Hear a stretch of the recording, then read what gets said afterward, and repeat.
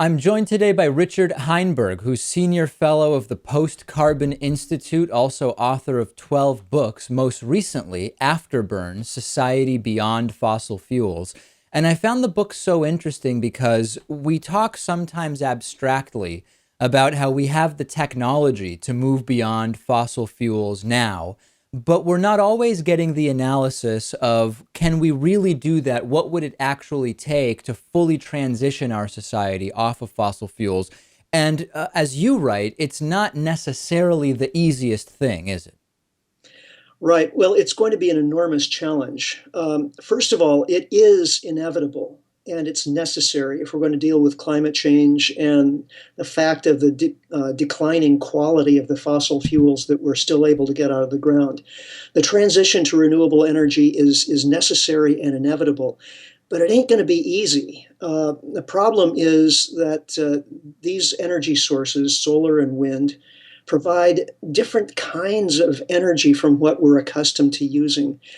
They produce electricity, yes, and we use electricity for a lot of things, but only about 20% of final energy is consumed as electricity. We consume all the other energy in lots of different forms, liquid fuels for transportation, coal and natural gas to produce industrial levels of heat for making cement and steel and solar panels and wind turbines for that matter. I mean, the way we produce these renewable energy technologies today is itself almost entirely dependent upon fossil fuels. So making that transition is going to be a challenging process, and we've only really stuck our toe in the water up to this point. I mean, right now, renewable energies are mostly in the electricity sector, and even there, in most countries, they're producing only a small amount of total energy. Is it not a sort of stepladder approach in the sense that, as a simple example, we could say, okay, we've got an automobile that depends on gasoline. We transition that automobile to run on electricity instead of gasoline. But in the short term, that electricity may well be generated by coal, for example. So we're just sort of taking a step up that ladder.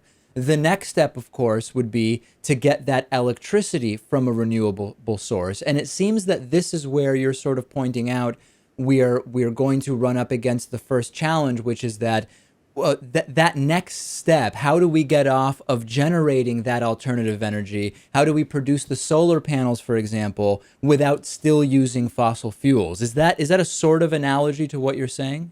Right, yes. And then the next step after that is how do we build the car using renewable energy? I mean, all that steel, where does the plastic come from?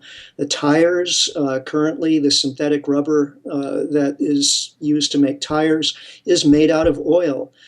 What do we run that car on in terms of road surfaces? Because currently we build our roads from asphalt. There are potential ways of solving these problems.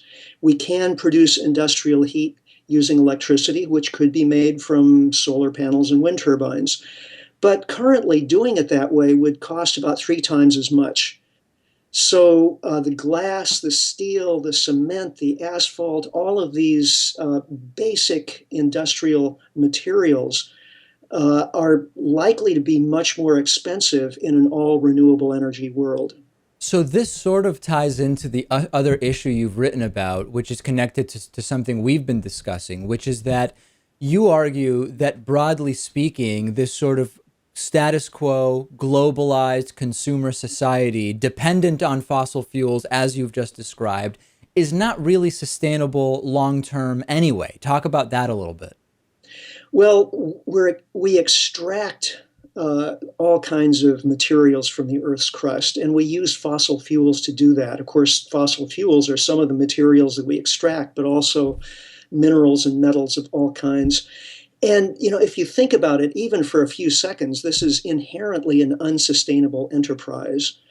You can't continue extracting non-renewable resources at ever increasing rates and do that forever. At a certain point, we bump up against limits to growth. And of course, there's been a very robust discussion about limits to growth going on since the 1970s.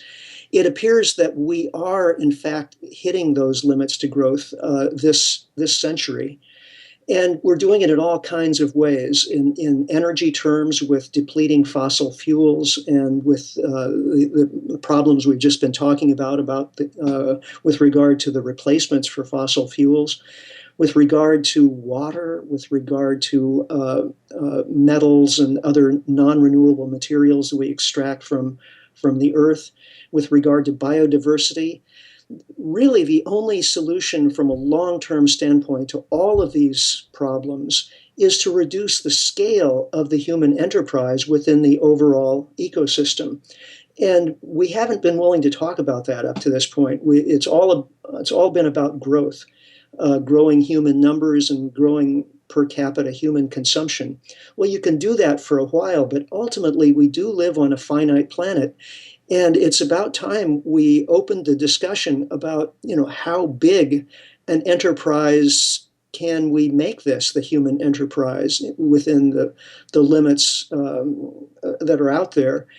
And then how do we adapt to those limits once they're within sight? And the systemic change you're describing really would require a pretty significant paradigm shift just in terms of how we see our society and the role of humans within it, which is almost weird to say, right? Because humans have created the society, and we're at a point where we need to kind of explore whether the current role of humans within that society makes sense. And I'm curious what you think about the increased automation that seems to be on the horizon over the next 20 to 30 years, whether that might prove to be a good catalyst for this discussion in this particular sense.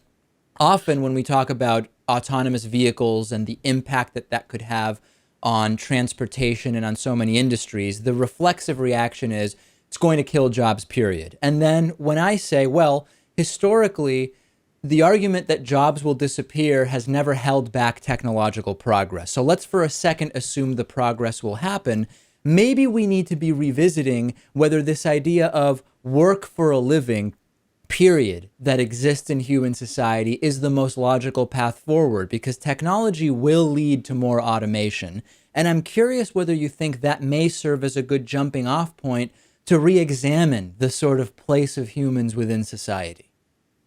Right. Well, automation will certainly occur at certain levels, but we're also talking about a situation where overall energy supplies are likely to shrink. Hmm.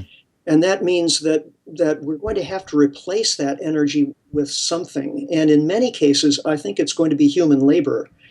Ironically, even as we automate a lot of the more intellectually oriented activities using computer technology, some of the more sort of basic work that we thought had been automated a long time ago, like agricultural work, may begin to require more and more human labor.